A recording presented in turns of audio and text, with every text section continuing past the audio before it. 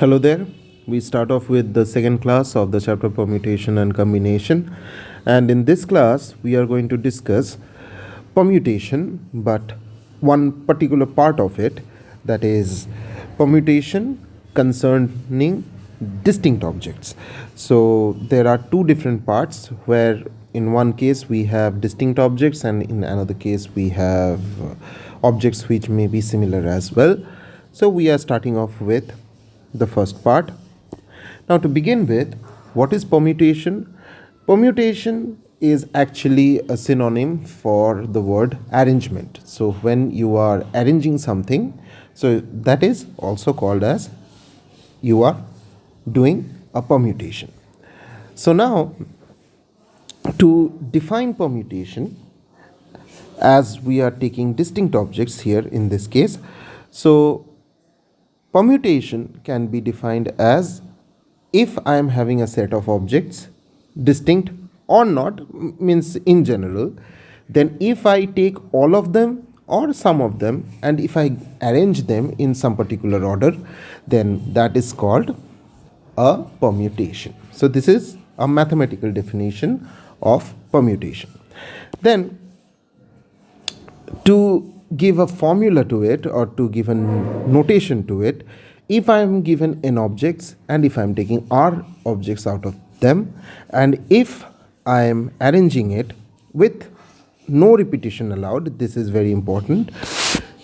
This is very important, this no repetition allowed part, then it is denoted by npr or p within brackets n comma r, and it is defined by n factorial by n minus r factorial. Obviously r has to be less equals to n because if r becomes greater than n, then it will become negative in the denominator. Anyway, so given this, there are certain properties which we need to go through, very basic properties. The first one is np0, that is equals to 1, which is pretty obvious. If you put 0 in place of r, you get that. Then if you put r equals to 1, then np1 is n, and in place of r, if you put n or n minus 1, then you get npn or npn minus 1, that is equals to n factorial. Right, these are very easy to see why it is happening. And then the fourth one, this is let's not say it's a property, but it's rather a theorem, and we are going to learn it separately in subsequent slides.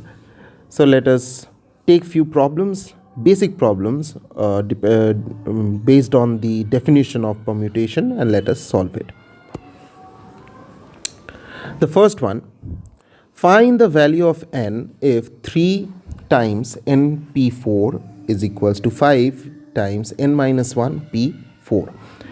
So np4 is basically n factorial by n minus 4 factorial, and n minus 1 p4 is n minus 1 factorial by n minus 1 minus 4 factorial, that is n minus 5 factorial. So you can write this. Now next job will be to cancel out the factorial. So n factorial and n minus 1 factorial cancels, then you will be left with n minus 4 factorial, n minus 5 factorial cancels, you will be left with n minus 4, right? So therefore you can write this as 3 into n by n minus 4, that is equals to 5.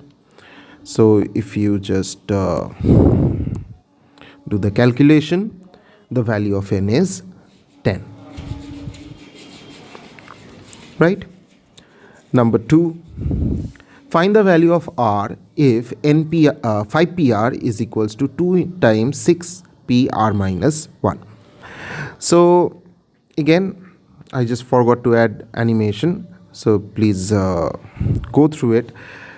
So you can write this as 5 factorial by 5 minus r factorial, that is equals to 2 times 6 factorial by 7 minus r factorial. Why 7 minus r? It becomes 6 minus r plus 1, so therefore 7 minus r.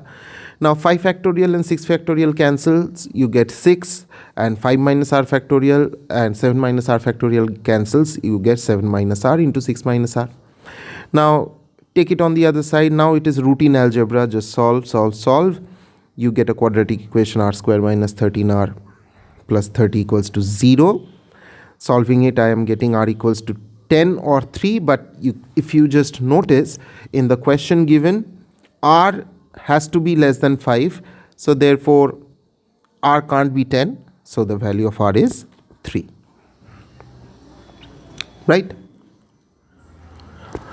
Now let us understand few theorems related to theorems, properties, whichever way you call it, related to permutation of distinct objects. So the first one, which is the obvious one, that is the definition itself. So definition itself, that is also a theorem if you want to say. Then the second thing, if I am arranging r objects out of n objects, keeping in mind that I can repeat the objects, in that case the permutation will be n to the power r. So now if you just see that these things follow directly from your fundamental principle of multiplication and addition directly. Now the next thing, number 3, permutation of r objects from n distinct objects when a particular object is not taken in the arrangement. So if it is not taken in the arrangement, if a particular object is not taken in the arrangement, so you can understand that that object is kept outside. Rest of the objects, that is, if n was there, so now 1 is out, so it becomes n minus 1. So out of those n minus 1 objects, I am trying to permute r objects, so it becomes n minus 1 p r. Next, permutation of r objects from n distinct objects when a particular object is always taken in the arrangement. So if you are taking one object in the arrangement always, so you know that if you are trying to arrange r objects, one object is already taken care of, so you need to take care of the rest of the r minus 1 object, and also you are left with n minus 1 object, so you are trying to permute r minus 1 object out of n minus 1 object. So therefore that is n minus 1 p r minus 1. Fine. And then the r, this factor r in the beginning, this factor r comes from the fact that that one particular object, when I have taken it into the arrangement, then the position of that particular object in the arrangement is not known. It can position itself right from the beginning till the end at anywhere in between. Now how many ways it can position itself? It can position itself in r ways. So therefore this r multiplied gives you r different arrangement of the same object which is already considered into the arrangement. Okay, now let us move to the next set of questions. Now the first question, from a committee of 8 persons, in how many ways can you choose a chairman and a vice chairman, assuming that one cannot hold more than one position? So that means what? You need to select, or you need to choose 2 different persons for the 2 different posts. So out of 8 persons you need to choose 2 different persons. So how many ways you can do it? Obviously you can do it in 8p 2 ways. And what is 8p2? 8p2 is basically 8 factorial by 8 minus 2 factorial, that is 7 into 8, that is 56. Fine. Next, number 4. In how many ways can 7 books be arranged on a shelf if there is no restriction? 3 particular books always stand together. 2 particular books must occupy the end. Now obviously you can see the answers. Let me just explain it first. Arrangement without any restriction means 7 books can be arranged in any way you want. So therefore it can be done in 7 factorial ways, that is 7p7, or 7 factorial, that is 5040 ways. Now comes the point when 3 particular books stand together. So let us understand this one. So let me just make way for 7 positions, 3, 4, 5, 6, 7. Fine. Now these are the 7 places for 7 books. Now it is told that 3 books always come together. So let me just put these 3 places together. So these 3 places together in the sense that there are 3 books which will always come together. So let me consider this one itself as one entity.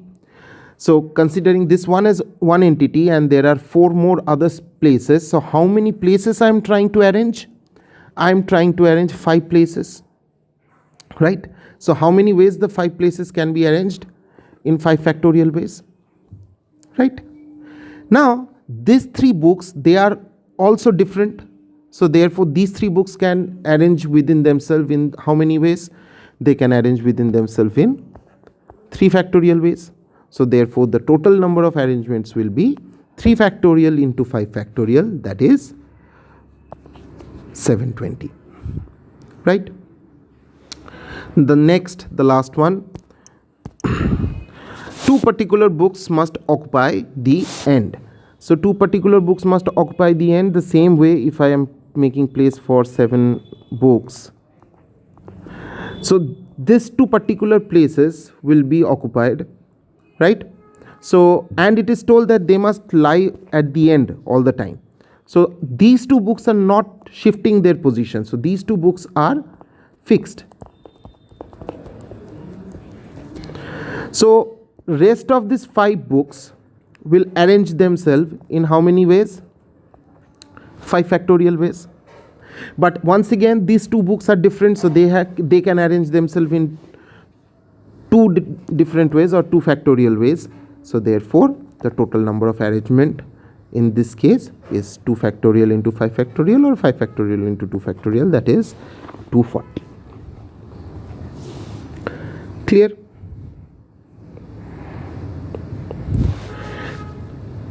Now let us move to next question, number 5.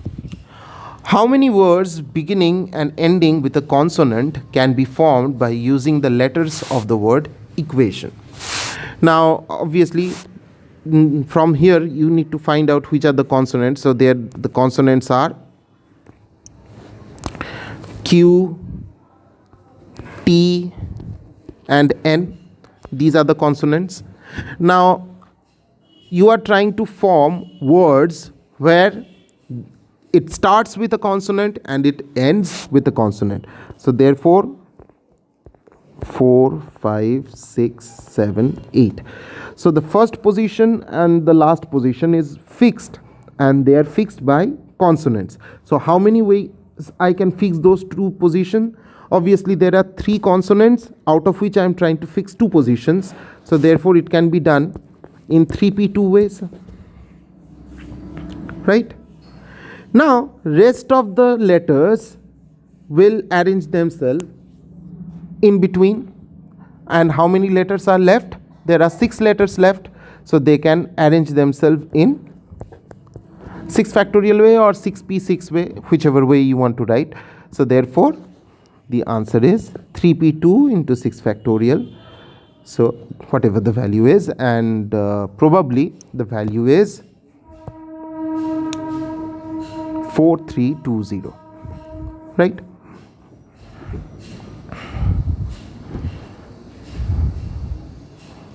Next, question number 6.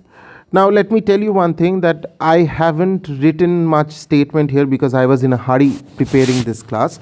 Now please ensure whatever you are explaining or whatever logic you are applying to solve the problem, those logics has to be written as a statement in the answer. That is why you are taking that 3 factorial, why you are taking that 6 factorial, those things needs to be written. Just by writing the answer you are not going to get marks. Now question number 6. How many numbers greater than 20,000 can be formed by using the digits 0, 1, 2, 3, 4 with no digits being repeated? See here very clearly, if I want a number which is greater than 20,000, then the number must start with 2, 3 or 4, right? It is pretty obvious. Now if it starts with 2, 3, 4, then the first position of the number has got a choice of 3, because out of those 3 numbers only I can make a choice. So therefore the first position can be chosen or arranged in 3 different ways. Then rest of the positions, that is how many positions are there, 4 more positions are there. So all those 4 positions can be arranged in 4 factorial ways using the rest of the numbers. So therefore the total number of 5 digits which are greater than 20,000 is 3 into 4 factorial, that is 72. Now let us move to number 7, the last question. How many arrangements can be formed by the letters of the word vowels if there is no restriction, each word begins with S, each word begins with S and ends with E, all vowels come together, all consonants come together? So in this case, there are several parts to the same problem. Now let us start one by one. If there is no restriction, if I have no restriction, that means all the different letters of the word vowels can be arranged within themselves in whichever way they want. So therefore 6 letters are there, can be arranged in how many ways? In 6 factorial ways. So therefore in the first case it is 6 factorial. Fine. Number 2, each word begins with S. So that means I am fixing the first position with S. So once I fix the first position with S, rest of the position, that is there are 5 positions and to be arranged in 5 different ways. So therefore arranged by 5 different letters. So therefore how many ways it can be arranged? 5 factorial or 5p5, that is 120 ways.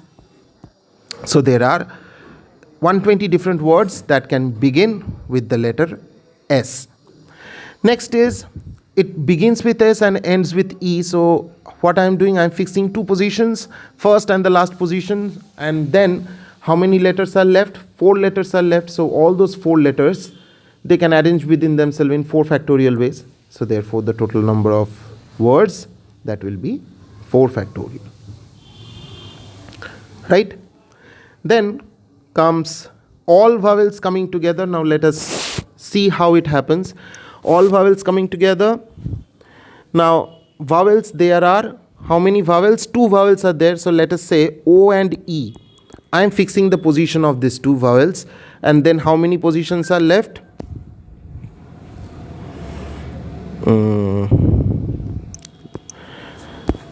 O and E, and then 1, 2, 3, 4. Now as O and E, they come together, so they can be considered as one entity, and after considering them as one entity, how many elements or how many objects I am trying to arrange? I am trying to arrange 5 different objects, so therefore it is 5 factorial. Then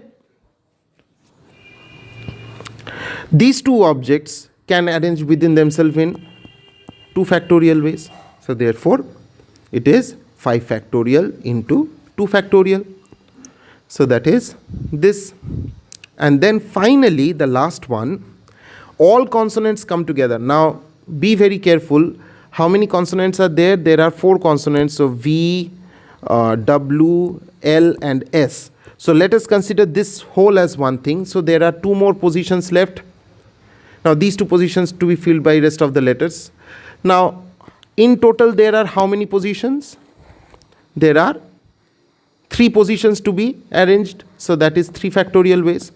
Now these 4 vowels can arrange within themselves in 4 factorial ways.